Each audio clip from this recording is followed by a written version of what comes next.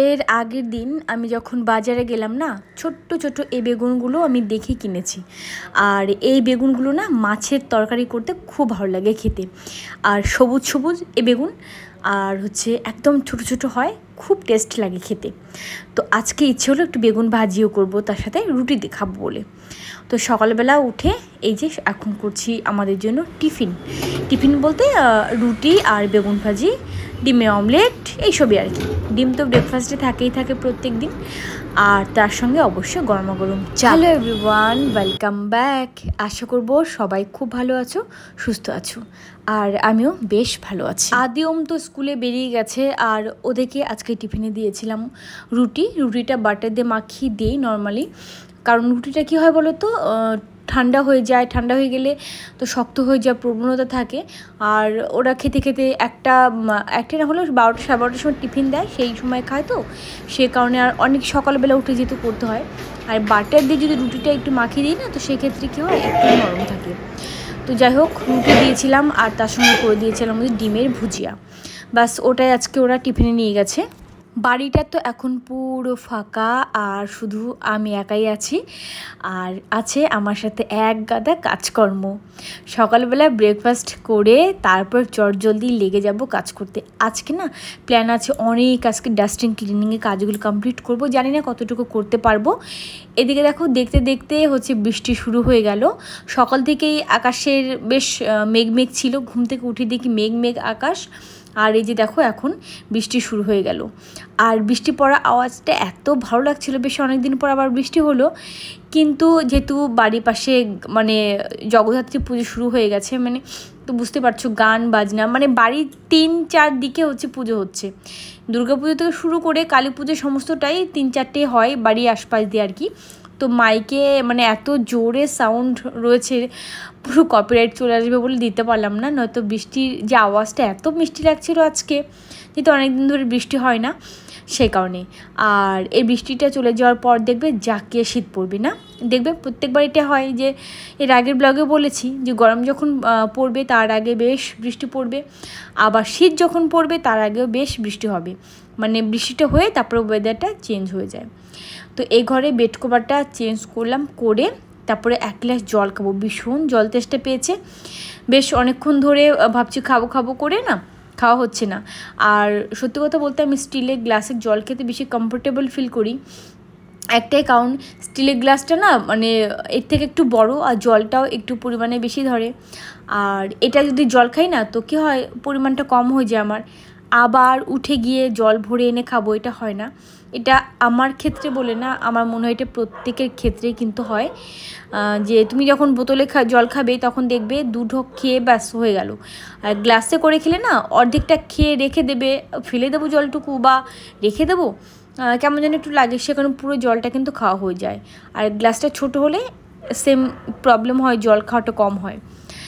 তো যাই হোক, জল আবার 1 গ্লাস খেলাম আর কি, 2 গ্লাস খেলাম, কাচের গ্লাসে 2 গ্লাস খেলাম, খেয়ে চলে এসেছি। এই আজকে খাটের এই কর্নারগুলো মানে ওই ডিজাইন করা আছে না ভেতরটাতে, আর কি একটু ধুলো পড়েছে, সেগুলো একটু ক্লিন করে দেবো। আর এই খাটটা নিয়ে না বেশ মানে আমাকে অনেকেই কমেন্ট করো, আগের ব্লগেও তোমরা যারা মানে নতুন আমার ভিডিও দেখছো, আগের ব্লগে গিয়েও আমাকে কমেন্ট করো যে খাটটা হচ্ছে দিদি কোত্থেকে বানিয়েছো বা কত কি প্রাইস পড়েছে। এই খাটটা আজকের খাট নয়, এটা 15 বছর আগের খাট। মানে আমার বিয়ে হয়েছে তো 15 বছর কমপ্লিট হবে, তো তখনকার খাট, মানে আমার বিয়েতে মা দিয়েছিল। আর এটা দাম আমার অ্যাকচুয়ালি এখন খেয়াল নেই। আর এই খাট যখন ক্লিন করতে বসি না, তখন একটা কথা খুব বারবার করে মনে পড়ে, সেটা হচ্ছে যে আমার খুব স্বপ্ন ছিল যে খুব ডিজাইন করা একটা খাট কিনবো। তো আমি যখন শোরুমে গেলাম না, তখন গিয়ে মানে অনেক ডিজাইন ছিল, আরও খুব সুন্দর, এবং দেখতে পাচ্ছ কতটা মোটা, মানে খাটের যে হেডবোর্ড বলো বা পায়ের কাছে দেখতে পাচ্ছ অনেকটা কিন্তু পুরু খাটটা, কাঠটা বেশ মোটা। তো এই মানে মোটা টাইপের এইরকম দেখে আমার বেশি পছন্দ হয়েছিল, অনেক ডিজাইন ছিল, তার মধ্যে এটা আরও বেশি পছন্দ হলো আমার। আর সত্যি কথা বলতে আমি খুব খুশি ছিলাম তখন, কারণ তখনও পর্যন্ত এত ডিজাইনওয়ালা খাট আমার বাড়িতে ছিল না। ডিজাইনের খাট আছে, বাট এতটা ডিজাইন মানে ভরা ডিজাইন করা খাট ছিল না। আর এর যে ক্লিন করে রাখা যে কষ্ট, সেটাও তো বুঝিনি, সেই কারণে খুব পছন্দের ছিল বা খুব একটা আগ্রহী ছিলাম আর কি খাটটা, এই ধরনের খাট কেনার জন্য।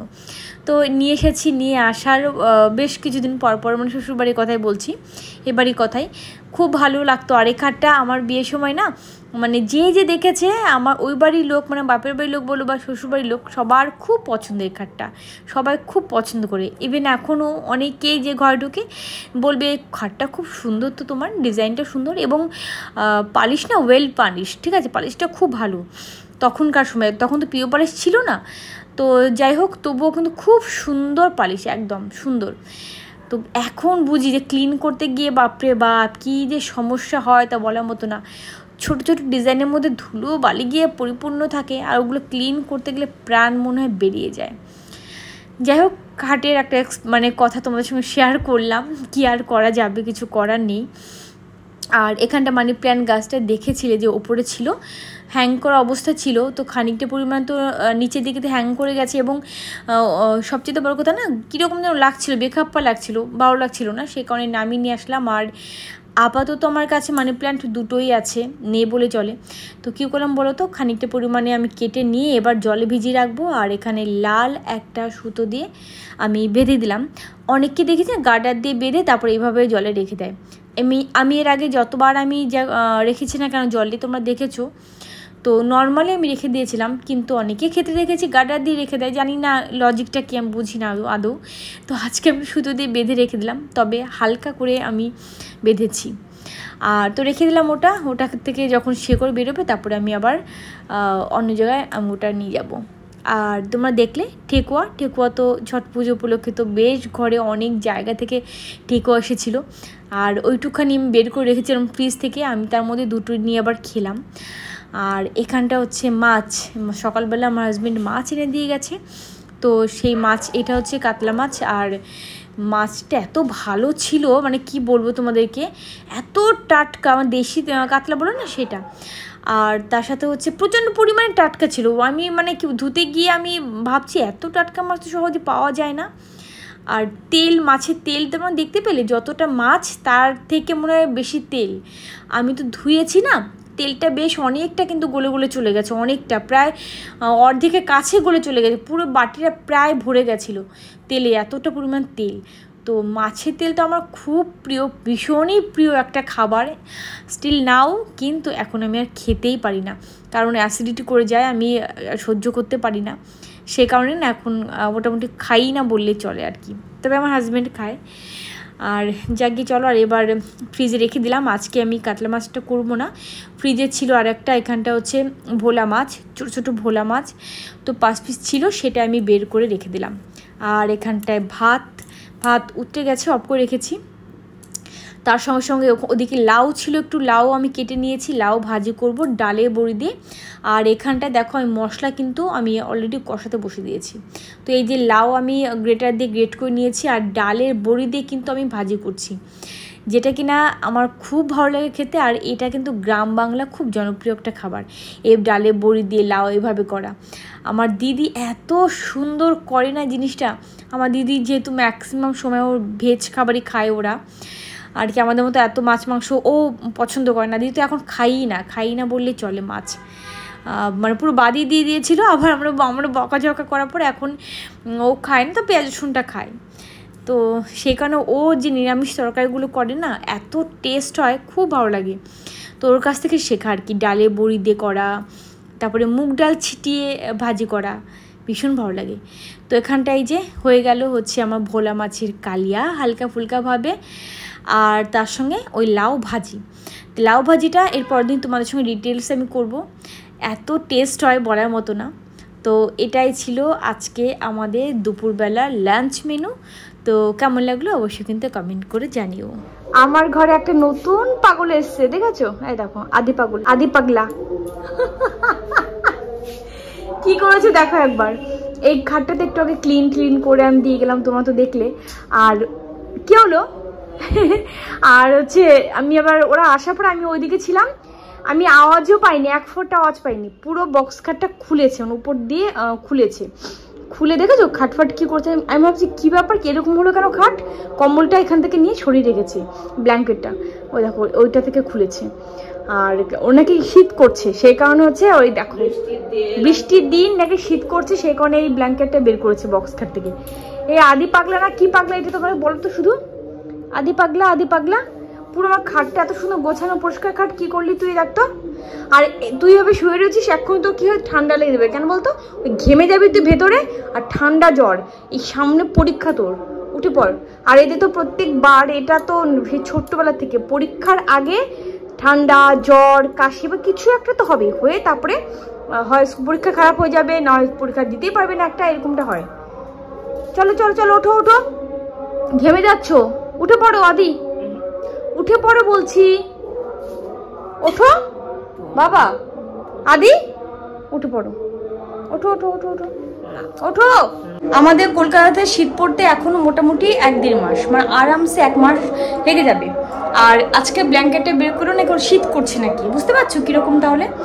আর এরা মোটামুটি সারা বছরকাল একটা হয় মোটা একটা বেড কভার নয়, এরকম কিছু একটা গায়ে দেবে, এসিতে চলবে, আবার কিছু একটা মানে ভারী কিছু গায়ে দেবে, হালকা ফুলকা না।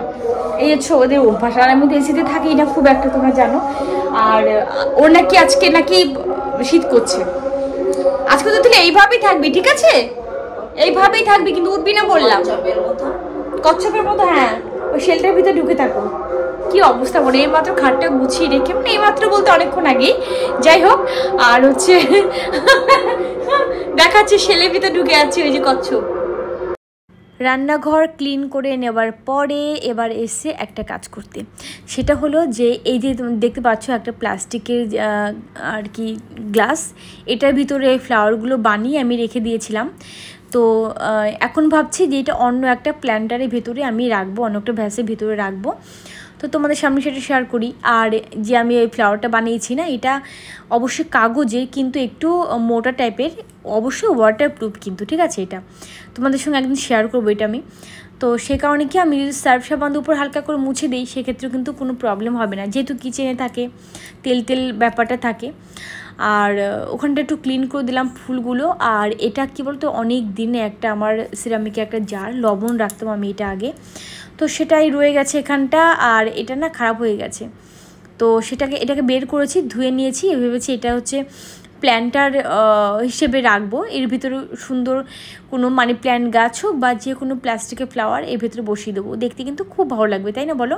আর ভেতরটা খারাপ হয়ে গেছে, দেখতে পাচ্ছ, কেন জানি না খারাপ হয়েছে, বুঝতে পারলাম না।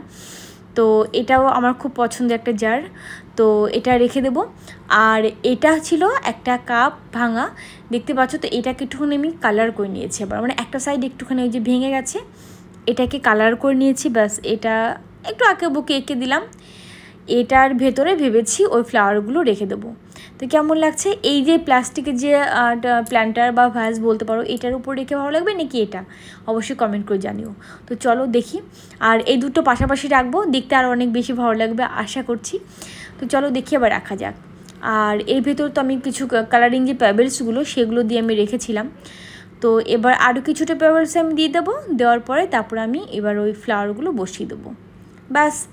মানে কী বলতো, ছোট্ট একটুখানি ডেকোরেশনের জন্য পুরো কিচেনের লুকটা মনে আবারও আমার চেঞ্জ হয়ে গেল। আর তোমরা জানোই তো কদিন বাদে বাদে আমি করি এটা, এখান থেকে জিনিস ওদিক, ওদিকে জিনিস এদিকে আমি রাখি, এতে আমার অনেক বেশি ভালো লাগে। আমার নিজে কাজ করার একটা প্রবণতা বেড়ে যায়, আমার ভালো লাগে বেশ। এটা বরাবরই ছোটোবেলার থেকে কিন্তু আমি এরকম করি, বেডরুমে এদিকে জিনিস ওদিক, ওদিকে জিনিস এদিক সরিয়ে নিয়ে তারপরে কদিন বাদে বাদে এরকম। তো এর ভেতরে না কী রাখবো বলো, ছোটোখাটো জিনিস যেগুলো হারিয়ে যাওয়ার সম্ভাবনা থাকে, আপাতত এগুলো এর ভেতরে রেখে দিলাম, ব্যাস। তারপর দেখা যাক পরে কী করি না করি। তো চলো আজকের মতো আমার ছোট্ট ব্লগখানি এখানটায় এন্ড করব। তোমরা সবাই অনেক ভালো থেকো, অনেক হ্যাপি থেকো, আর অবশ্যই মন খুলে হাসতে থেকো। তো চলো আজকের মতো সবাইকে টাটা, বাই।